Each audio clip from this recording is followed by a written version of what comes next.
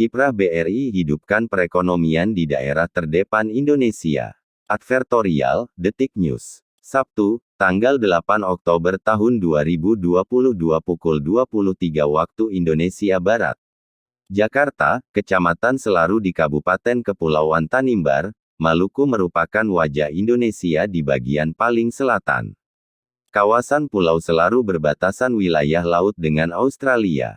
Dengan luas daratan sebesar 353,87 km persegi, Kecamatan Selaru memiliki 7 wilayah desa. Ketujuh desa tersebut, antara lain Adaud, Kandar, Namtabung, Lingat, Werain, Fursui, dan desa paling ujung adalah Eliasa. Tinggal di daerah kepulauan, sebagian besar masyarakat Selaru memanfaatkan potensi alam perairan seperti menjadi nelayan ikan tangkap, serta budidaya rumput laut. Selain itu, para wanita di Selaru menjadikan kerajinan tenun ikat Tanimbar sebagai sumber mata pencaharian mereka. Kecamatan Selaru yang merupakan kecamatan terluar, ada beberapa potensi yang menjadi unggulan, diantaranya tenun ikat, potensi perikanan, dan potensi pertanian. Kecamatan Selaru memiliki 7 desa dan ada potensi-potensi yang dimiliki ketujuh desa tersebut, jelas Kepala Dinas Koperasi, UKM dan Transmigrasi Kabupaten Kepulauan Tanimbar Ambrosius Sabono kepada Detikcom. Pria yang akrab disapa Bono itu mengungkapkan sejauh ini pemerintah Kabupaten Kepulauan Tanimbar melakukan sejumlah cara untuk mendukung usaha masyarakat. Misalnya, dengan memberikan pembinaan serta membantu penyaluran produk usaha perikanan hingga tenun ikat. Di samping itu, Pemkab Tanimbar juga menggandeng perbankan untuk memberikan modal usaha bagi para pelaku usaha. Kami pemerintah melakukan sinergitas dengan pihak perbankan maupun BUMN lain yang tertarik dengan potensi masyarakat yang ada di Kecamatan Selaru, tutur Bono. PT Bank Rakyat Indonesia Persero Terbuka atau BRI merupakan salah satu bank yang menghadirkan layanan perbankan secara inklusif di Selaru. Jaringan BRI menyentuh wilayah terdepan, termasuk Desa Eliasa di Selaru. Pimpinan BRI Cabang Somlaki Atok Muhadjir mengatakan BRI hadir untuk ikut dalam upaya pemberdayaan bagi masyarakat di wilayah terdepan Indonesia. Salah satunya dengan menyalurkan kredit usaha rakyat KUR, maupun layanan kredit lainnya, seperti kredit usaha pedesaan Kupedes guna membantu masyarakat mengembangkan usahanya. Saat ini kita tentu saja BRI sudah menyalurkan KUR mulai dari mikro hingga KUR retail. Sebagai lembaga perbankan yang notabene bank pemerintah, kita tidak hanya menyalurkan kredit saja tapi juga memberikan pendampingan nasabah sehingga diharapkan nasabah tersebut bisa naik kelas. Dari yang sebelumnya ultramikro sampai dengan 10 juta rupiah, naik kelas ke mikro hingga SME, papar Atok. Kepala BRI Unit Lelemuku Robert Nikodemus Naresi khusus untuk Selaru, BRI mengoperasikan kantor teras BRI di Desa Adaud. Teras BRI itu menjadi bagian penting bagi BRI untuk menyediakan layanan yang komprehensif kepada masyarakat Selaru. Peran BRI di Pulau Selaru sangat membantu masyarakat di sana, karena sebelum teras BRI dibuka tahun 2015 nasabah kita di Pulau Selaru harus selalu datang ke Somlaki untuk bertransaksi.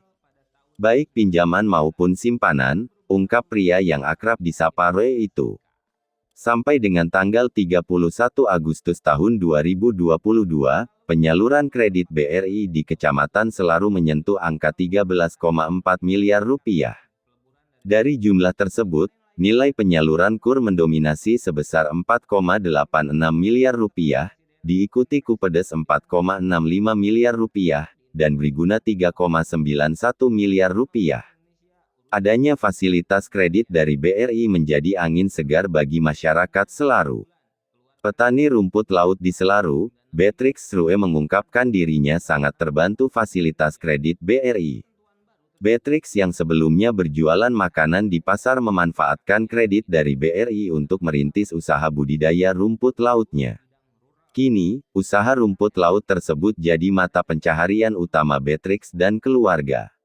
Kalau kita pinjam kita bisa beli bibit, tali, kalau tidak ada uang kan sulit. Sekarang saya dapat penghasilan lumayan dari rumput laut ini, sebut Beatrix. BRI dorong layanan keuangan inklusif di daerah terdepan. Tak sebatas menyalurkan kredit dan mengelola tabungan masyarakat, BRI juga berupaya memberikan layanan keuangan inklusif.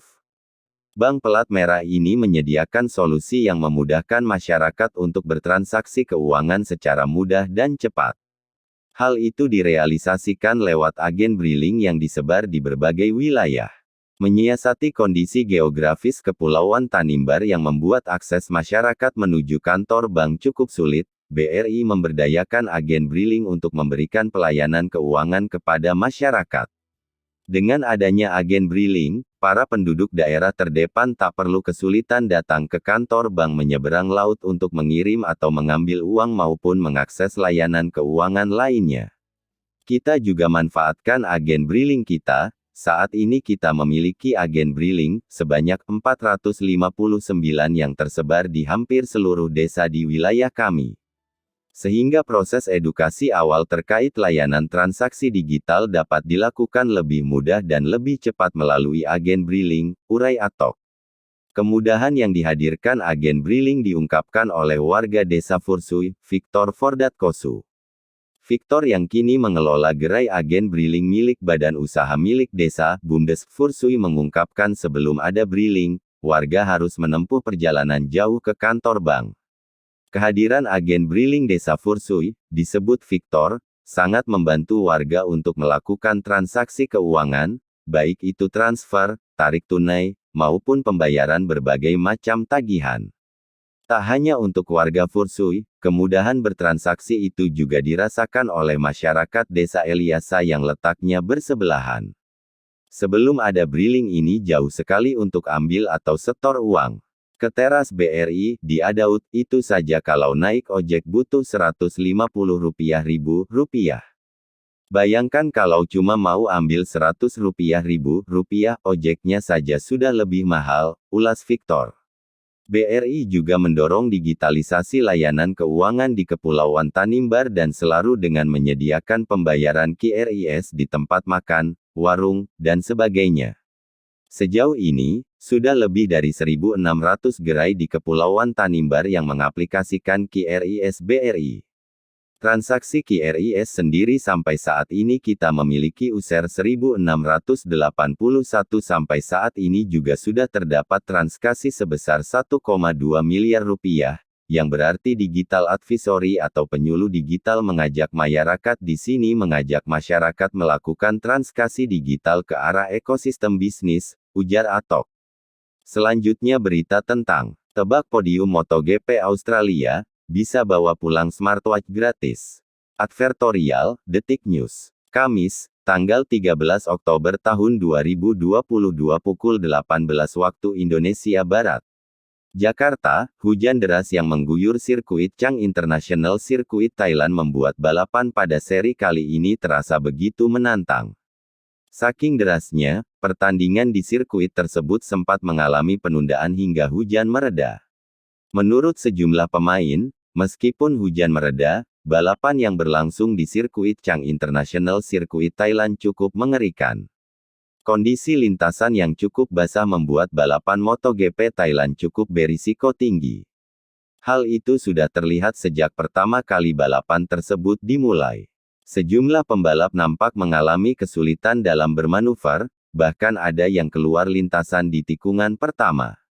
Selain sirkuit basah, cipratan air dari motor pembalap lainnya membuat jarak pandang cukup minim. Imbasnya, banyak pembalap pada musim MotoGP 2022 tidak maksimal menggeber motornya di sirkuit Chang International Circuit Thailand. Hal tersebut dialami oleh pembalap dari tim Yamaha Fabio Quartararo. Pembalap yang saat ini masih duduk di posisi puncak klasemen MotoGP 2022 mengakui mengalami kesulitan saat bertarung di sirkuit Chang International Circuit Thailand. Pasalnya sejumlah teknik harus dilakukan oleh para pembalap seperti menjaga kecepatan motor agar ban tetap mencengkram aspal dan mewaspadai cipratan air dari pembalap lainnya. Teknik tersebut dilakukan untuk mencegah hal-hal yang tidak diinginkan terjadi. Karena sirkuit yang sulit tersebut, memaksa Quartararo berada di posisi ke-17 yang membuat dirinya tidak mendapatkan poin dalam MotoGP Thailand. Lap pertama balapan benar-benar sulit. Aku ditekan hingga melebar oleh Jack Miller, di tikungan 1 dan itu semakin buruk dari sana, ujar Quartararo dalam keterangan resmi Yamaha Monster Energy beberapa waktu lalu. Meskipun tampil tidak maksimal, secara klasemen musim MotoGP tahun ini, Quartararo masih berada di puncak dengan perolehan 219 poin. Posisi kedua Bagnaia 217 poin dan ketiga Espargaro 199 poin. Ketegangan dari balapan MotoGP 2022 tidak hanya berhenti di Thailand. Masih ada sejumlah sirkuit lain yang bakal menguji kemampuan para pembalap menggeber motornya. Dalam waktu dekat ini, para pembalap akan kembali melakukan balapan di Phillip Island Grand Prix Circuit di Australia, Minggu tanggal 16 Oktober tahun 2022 mendatang. Agar euforia menonton ajang balap di Australia semakin terasa, para pencinta MotoGP bisa mengikuti Dekalenge Tebak Podium 2022. Berikut ini adalah mekanisme lengkap kegiatan Dekalenge Tebak Podium 2022, yuk simak. Login menggunakan akun MPC. Untuk kamu yang memiliki akun Detik ID, bisa segera migrasi ke akun MPC agar poinmu bisa diakumulasikan. Isi profil dengan data lengkap yang sebenarnya di dtk.id/Dekalenge Tebak Podium. Tebak Podium akan diadakan setiap seri sampai dengan musim MotoGP 2022 berakhir. Pilih reader untuk podium 1, 2 dan 3 sebelum race dimulai setiap seri MotoGP 2022 untuk mendapatkan poin bila tebakannya benar. Kumpulkan poin dari setiap seri untuk dapatkan kesempatan memenangkan hadiah. Pihak penyelenggara akan mengumumkan pemenang setiap akhir seri race kompetisi melalui dtk.id/Dekalenge Tebak Podium. Kegiatan ini juga mengadakan beberapa ketentuan yang bisa diikuti oleh pencinta MotoGP, di antaranya. Setiap seri memiliki poin partisipasi tertentu dan poin pemenang Dekalenge Tebak Podium yang dapat dikumpulkan. Pada setiap seri memiliki proporsi poin partisipasi yang berbeda, sedangkan untuk yang benar menebak podium readernya akan mendapatkan poin yang nilainya sama setiap seri berlangsungnya MotoGP 2022. Apabila reader yang dipilih tidak sesuai podium 1, 2, dan 3 maka peserta tidak mendapatkan poin.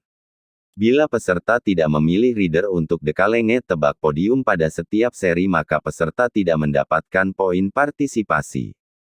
Dekalenge Tebak Podium dapat dilakukan mulai 3 hari dan ditutup 1 jam sebelum race. Semakin jauh hari peserta memilih reader untuk tebak podium maka semakin besar kesempatan untuk memenangkan hadiah untuk seri tersebut. Apabila terjadi penundaan race yang berpindah hari dan peserta sudah memilih riders maka pilihan tersebut sudah disimpan otomatis menjadi pilihannya ketika seri yang tertunda tersebut dilaksanakan kemudian hari. Apabila di tengah musim pihak penyelenggara MotoGP 2022 menghentikan kelanjutan musim dengan alasan pandemi atau lainnya, maka tidak akan dipilih pemenang utama. Pihak penyelenggara berhak mendiskualifikasi peserta yang melanggar syarat dan ketentuan lainnya. Kegiatan Dekalenge Tebak Podium 2022 juga menghadirkan berbagai hadiah menarik yang bisa dibawa pulang oleh pencinta MotoGP, mulai dari Metapad, smartwatch, hingga e-wallet bernilai jutaan rupiah yang akan dibagikan dalam setiap race. Hanya dengan menebak siapa reader yang menduduki posisi 1, 2, dan 3, kamu bisa berkesempatan mendapat hadiah-hadiah tersebut, loh. Keseruan acara dan beragam hadiah ini didukung oleh Yamaha. Yamaha merupakan sponsor dari kegiatan Dekalenge Tebak Podium 2022. Yuk, rasakan serunya persaingan di MotoGP 2022 secara live streaming di detik.com dan ikutan tebak podium MotoGP Challenge 2022. Sinergi dan kolaborasi, kunci menuju kesuksesan transformasi digital RI. Advertorial tanda hubung detik.com. Selasa, tanggal 11 Oktober tahun 2022 pukul 20 waktu Indonesia Barat. Jakarta, hidup penuh dengan dinamika yang tidak terduga. Di satu waktu kita berada di puncak, dan di waktu lain kita bisa saja mengalami titik terendah dalam hidup. Terlebih di masa pandemi COVID-19 seperti sekarang ini. Kita harus beradaptasi pada situasi bermacam-macam transisi yang tidak bisa diprediksi. Dalam pekerjaan misalnya, atasan marah lantaran hasil proyek yang dikerjakan tidak sesuai ekspektasi. Atau pemutusan hubungan kerja PHK, mendadak karena perusahaan terpaksa beradaptasi dengan situasi pasaran. Hal tersebut memang bisa membuat sebagian besar orang merasa stres dan kecewa. Kendati demikian, kita harus menguatkan tekad dan tetap move on dengan kehidupan, terutama demi orang-orang tersayang yang senantiasa menyambut kepulangan di rumah. Karena, dukungan kecil yang diberikan oleh istri, anak dan bahkan orang terdekat dapat menjadi kekuatan untuk bangkit dan menghadapi berbagai masalah yang datang silih berganti. Kerja sama dan kolaborasi itulah yang menjadi kunci untuk terus maju dan berkembang. Seperti halnya yang dilakukan Detik Network bersama dengan Huawei Cloud yang bersinergi mengemban tanggung jawab demi kemajuan digital di Indonesia. Salah satunya dengan menggelar Huawei Cloud Indonesia Summit 2022 pada tanggal 29 September lalu. Acara ini menghadirkan para pelaku bisnis dan pakar terbaik cloud teknologi yang mengupas tuntas kiat melakukan transformasi digital secara efisien. Resmikan data center pertama di Indonesia. Tak hanya berbagi tips menerapkan transformasi digital yang efisien, Huawei Cloud juga hadir di Indonesia lewat data center pertamanya yang akan diresmikan pada November mendatang.